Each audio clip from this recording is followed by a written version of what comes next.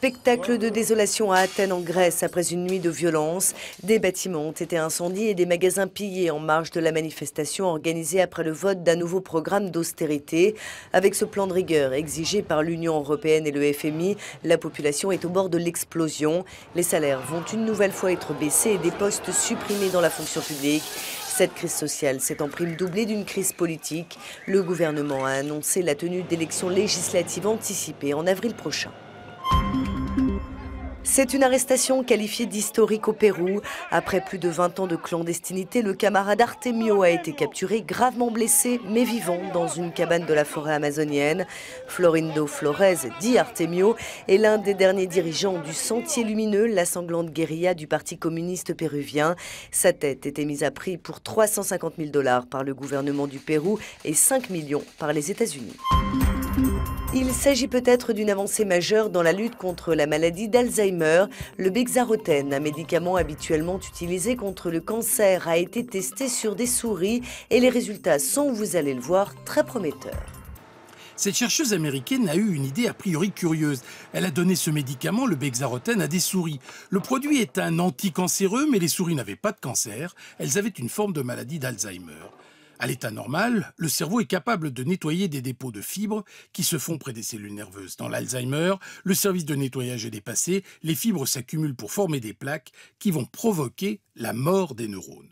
Le bexarotène a non seulement accéléré le travail de nettoyage, mais il a aussi réduit la taille des plaques. Conséquence, les animaux ont récupéré de l'odorat et un peu de mémoire. C'est des résultats qui sont fantastiquement intéressants, sans aucun doute, mais il faut bien entendu les reproduire et bien essayer de comprendre le mécanisme qui est en jeu, éventuellement utiliser d'autres moyens pour obtenir le même résultat, avant d'être définitivement sûr que c'est une avancée importante. Il faut être en effet prudent. Il est impensable de donner ce médicament pendant des années, tant les effets secondaires pourraient être sévères chez les personnes âgées. Mais cette étude permet d'avancer un peu plus dans la connaissance de la maladie et dans la façon d'en atténuer les effets.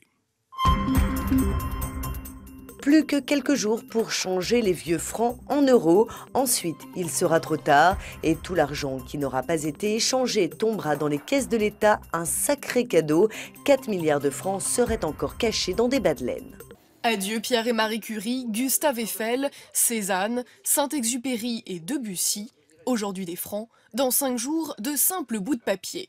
Certains les ont conservés par oubli ou nostalgie.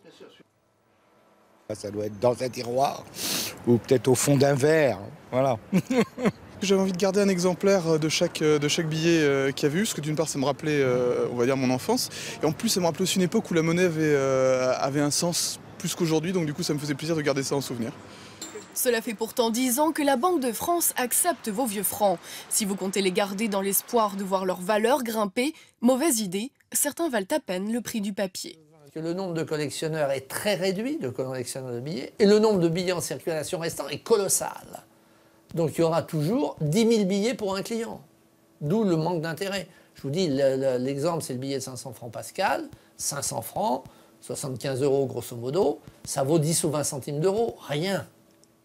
4 milliards de francs seraient encore en circulation, c'est-à-dire plus de 600 millions d'euros.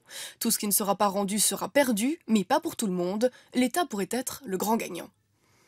Ce billet de 200 francs, pour l'instant, il vaut 30 €. Si vous allez l'échanger à la Banque de France, vous pouvez obtenir en échange 30 €. À la fin de cette semaine, ce ne sera plus possible.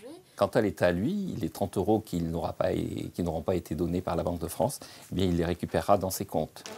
Seul l'équivalent de 100 millions d'euros serait échangé d'ici vendredi. L'État pourrait donc hériter d'un cadeau de 500 millions d'euros.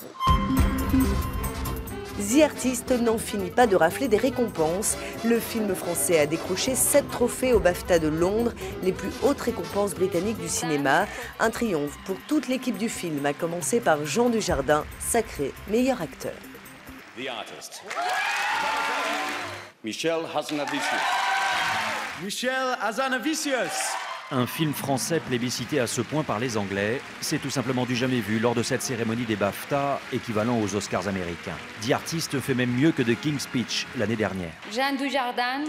Et avec cette récompense de meilleur acteur, Jean Dujardin se paie le luxe de dominer Brad Pitt et George Clooney, mais c'est aux Anglais qu'il veut rendre hommage. to receive this award from the country of Sir Laurence Olivier, William Webb Ellis, and Benny Hill. C'est incroyable.